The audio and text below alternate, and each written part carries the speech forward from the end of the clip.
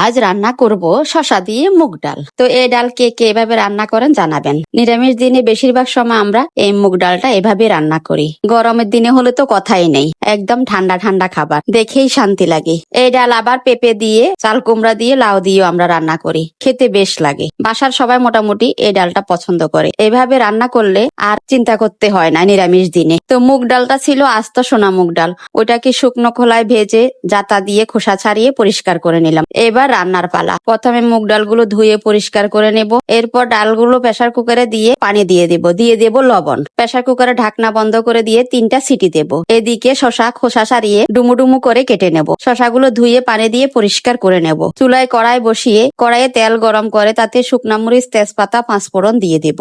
এরপর আদা বাটা, কাঁচামরিচ দিয়ে একটু কষিয়ে নেব। দিয়ে দেব কেটে রাখা শসা, দেব একটু হলুদ ও লবণ ও জিরির গুঁড়ো। তারপর ঢাকা দিয়ে বেশ কিছুক্ষণ কষিয়ে নেব। ভালো করে কষানো হয়ে গেলে দিয়ে দেব সিদ্ধ করে রাখা মুগ ডালগুলো। নেড়ে চেড়ে সিদ্ধ হয়ে গেলে নামিয়ে নেব। হয়ে গেল আমার শসা দিয়ে মুগ ডাল রান্না। রেসিপিটা কেমন লাগলো জানাবেন, আর কে কে এভাবে বানিয়ে খান জানাবেন।